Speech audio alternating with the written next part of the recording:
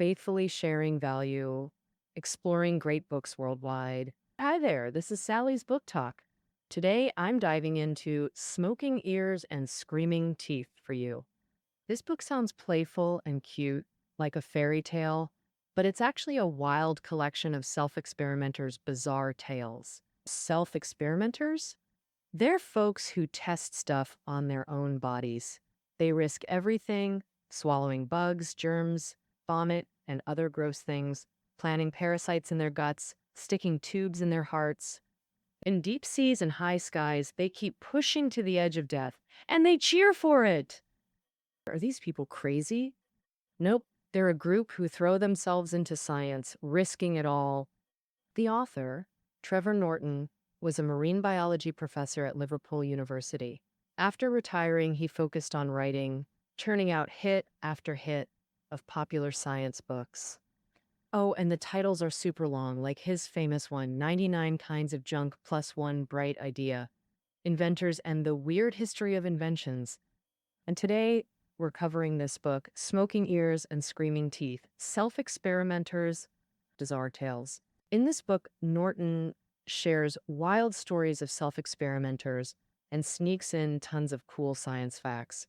If you're fascinated by science, if you're curious about the world, you gotta read this book. But hey, just a heads up, the next part might get a bit gross. If you're eating, finish up first. Ready to go? All right, let's jump into the crazy world of self-experimenters. We'll start with something familiar, food. Today, we can explore and taste global cuisines without leaving home. But back in the 19th century, traveling from Europe to Asia meant a 5 to 6 month bumpy ship ride, and folks knew little about the world. That's when a group called the British Society for the Adaptation of Animals to the Environment popped up. Its founder was Frank Buckland, a surgeon, university professor, and senior priest. But Mr. Buckland had another big role. A hardcore foodie, ostrich, frog, snail, even crocodile, all on his menu. When he heard a leopard died at the zoo, he rushed over to grab a bite, literally, for a meat sample. The zoo director thought he was into scientific research, but later found out all that meat went straight into Buckland's belly. The whole point of the association he started was to get Brits to eat more imported critters. Most other members of the association were like Buckland, highly educated folks, respectable gentlemen. Under Buckland's lead, these British Empire gents munched on kangaroo, cod, and even owl.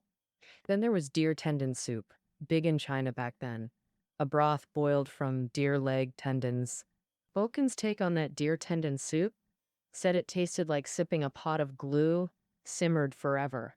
As for Chinese bird's nest soup, oh boy, it's a thick, gooey mess like seaweed paste soup. Sounds kind of shady, like the club was just a scam to milk fees and feed their own cravings. But honestly, getting Brits to chow down on imported critters was a big deal. Back then, European explorers were globe-trotting, hauling all sorts of new finds back home. Figuring out what was edible and farmable would totally boost our food supply. Before Buckland, stuff like tomatoes and potatoes from South America and green beans from China got onto plates thanks to bold foodies. Get this, before, they were just brought in as pretty plants to look at. And Buckland, being a hardcore food lover, helped advance fishing. He smartly noted that dirty water and overfishing mess with fish quality. Innovative and curious, he also dabbled in farming fish artificially. Buckland squeezed female fish to make them lay eggs, then mixed it with male goo to boost output. He managed to hatch over 30,000 salmon and trout right in his home tank. Those fish and the farming tricks spread all over the globe. When we savor all kinds of tasty eats, we ought to give a huge shout out in our hearts to folks like Buckland. Truth is, loads of folks like Buckland chow down on their study subjects. The author knew a plankton studying marine biologist who'd serve up plankton sandwiches, and the first Nobel-winning geneticist. Morgan worked with fruit flies. To get to know them better, he ate their larvae, yeah, maggots, said it tasted like oatmeal, and some have munched on even crazier stuff, for science. Italian physiologist Spallanzani studied digestion by wrapping food in linen, swallowing it, then regurgitating it. On the path of self-endangering research, these scientists outdid each other in bravery. In 1908, American doctor Claude Barlow studied schistosomiasis in China. Over half his patients were infected, with some villages completely affected. After thorough investigation, Barlow found schistosome larvae in patients' feces and local vegetables. He concluded this was linked to villagers using feces as fertilizer.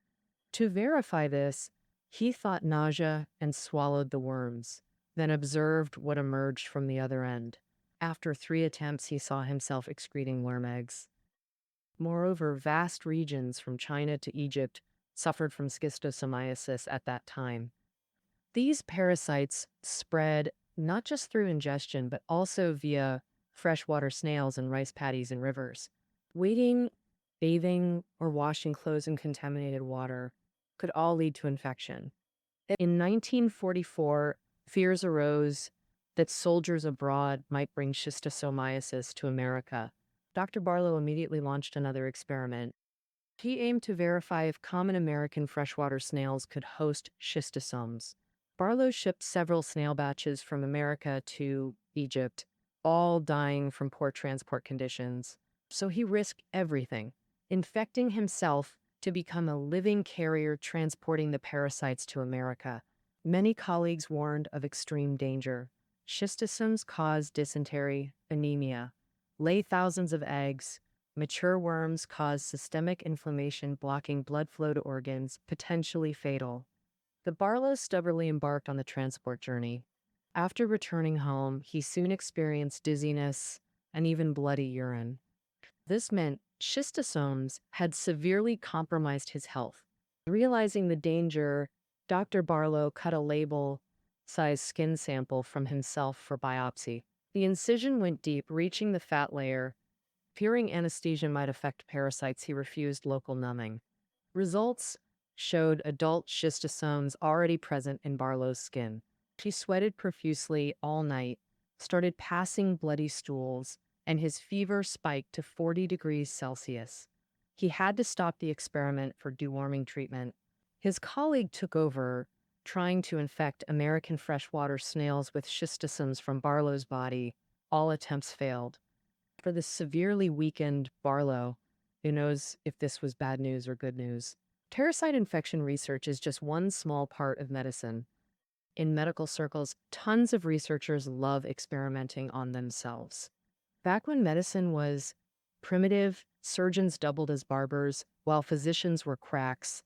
Even the British king's doctor only used leeches. They'd bleed the king's legs, make him vomit with nasty potions, or blister his scalp hoping to draw out poisons. No wonder Mark Twain joked in the 19th century that dying where there were no doctors counted as a natural death. Doctors weren't sure if medicines worked or what doses to give. Treatment meant giving patients drugs, then seeing if they died or improved slightly. This inefficient approach only changed when medical staff stepped up as human guinea pigs. A prime example, yellow fever, a vicious infectious disease. It massively damages liver function in victims. The liver plays a crucial role in blood clotting. So yellow fever patients can't clot properly, often bleeding into their stomachs, creating that telltale black vomit. This disease is brutal, killing within days of symptoms appearing. It literally changed history. In the early 1800s, yellow fever decimated Napoleon's Caribbean forces, forcing him to sell vast North American lands to the U.S. Initially, people thought it spread like other diseases, through patients' breath, secretions, or vomit. So many abandoned sick loved ones and fled. In 1804, American doctor Stubbins F.F. Earth decided to prove whether contact transmission was real. He lay daily beside yellow fever patients, amid their vomit, even letting them breathe into his face. After not getting sick, first stewed patients' vomit in a pot and inhaled the steam. This just left him nauseous and dizzy, nothing worse. Next, Firth smeared patients' sweat, blood, and urine on himself, then drank their spit and vomit, and finally he even injected vomit into his own veins. After this ordeal, Firth proudly declared close contact with yellow fever patients doesn't cause infection. And sadly, despite enduring these gruesome experiments, Firth's findings had little impact. He failed to identify yellow fever's actual cause. By the late 19th century, yellow fever had spread from Cuba to America. Under these circumstances, Liverpool medics, led by U.S. Army surgeon Walter Reed, rushed to the epidemic zone. Short-staffed in the emergency, they decided to experiment on themselves. Suspecting local mosquitoes as carriers, they placed insects on patients' arms, then let those same mosquitoes bite themselves. British doctor James Carroll became one of the first volunteers. Carroll had previously tested typhoid vaccines and survived, but this time wasn't lucky. Within days, severe yellow fever left him bedridden with relentless fever. Next was Carroll's colleague bacteriologist Jesse Lazier. After infected bites, he soon vomited black matter and suffered delirium. This proved mosquitoes were the vectors, leading to effective control, mosquito eradication. Reed later published the findings, and the U.S. government named its top hospital after him.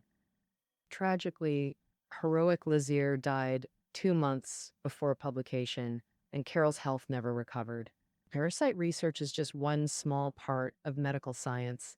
For surgeons, the most groundbreaking invention has to be anesthesia.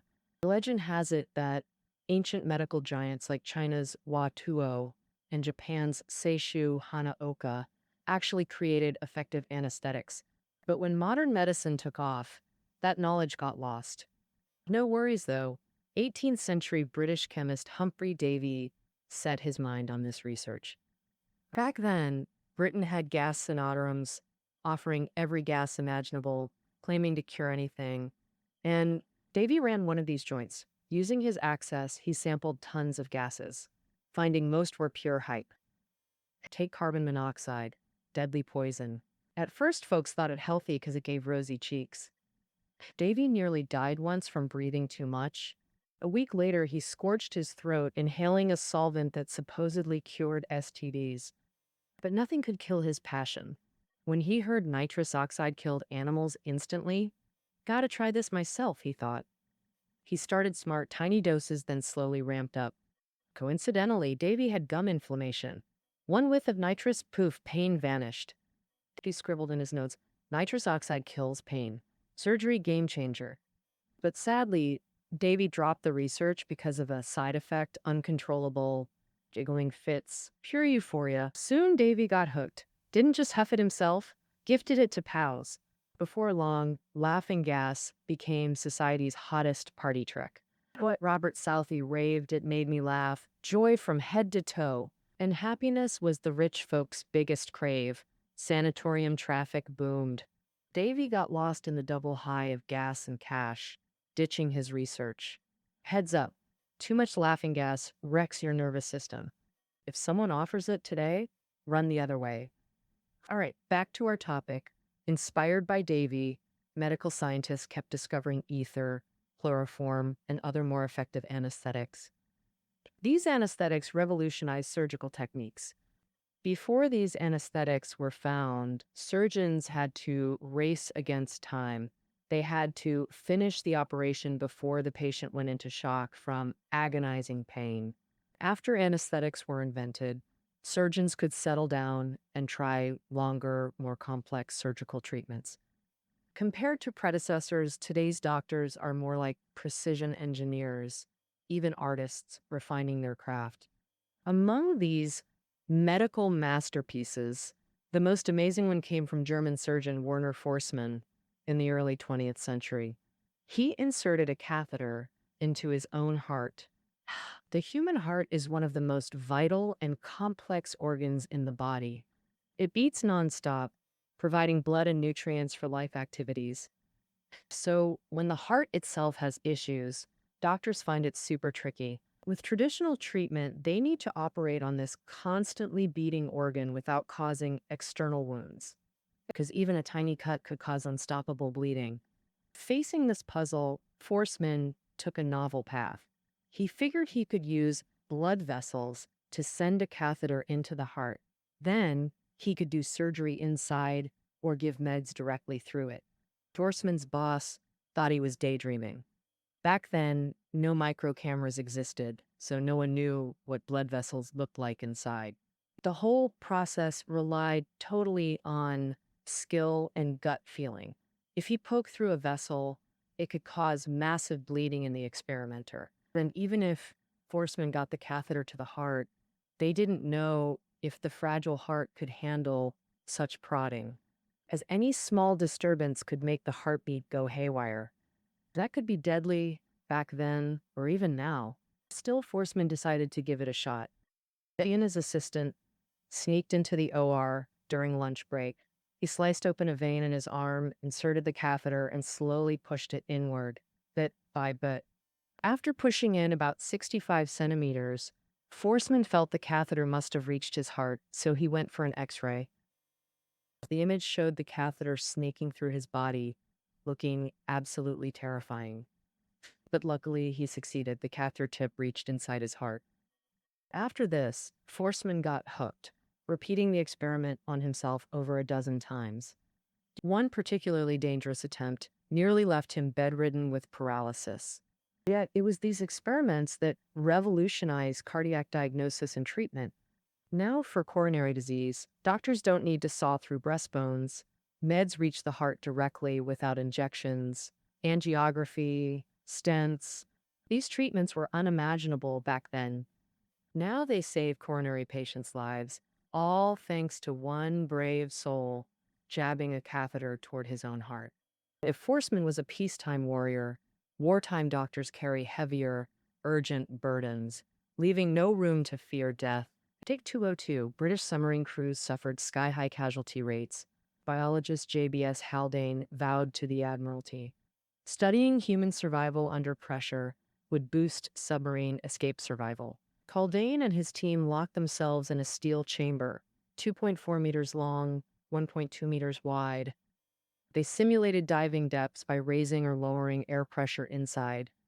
As pressure climbed, Haldane saw bizarre sights. His watch face shattered like an invisible hammer hit it. Flies buzzed frantically but couldn't take off. He grabbed a newspaper to fan himself. The air ripped it to shreds. All because higher pressure means denser air.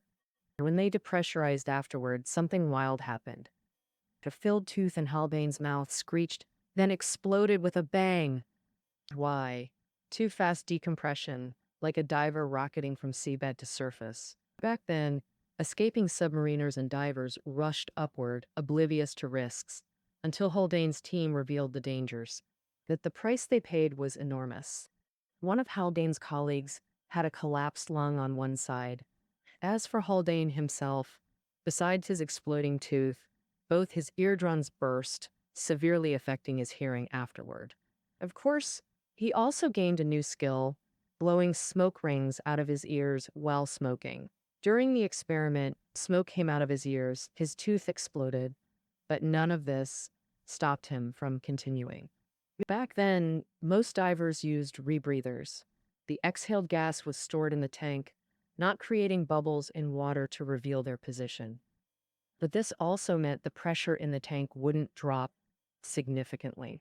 Instead, it increased with depth. However, Haldane discovered that when diving to certain depths, high-pressure oxygen becomes toxic to the human body. During the experiment, Haldane felt waves of dizziness and nausea. His muscles twitched involuntarily, and he even suffered a fracture from intense muscle contractions. Haldane's research played a huge role in later major military operations, like the Normandy landings. Human progress depends on exploration and sacrifice. These brave scientists who experimented on themselves soared to high altitudes, plunged into deep seas, or put themselves in life-threatening situations just to save more lives. Haldane once said, "If you wouldn't do an experiment on yourself, don't do it on others." The people mentioned in this book undoubtedly embodied this principle, writing these tales of selfless courage, curiosity, and folly with their blood and even lives. as written on the last page of this book. In this selfish world, society needs such people, and we should celebrate them, smoking ears and screaming teeth. That's the end of our interpretation of this book. We'll see you next time.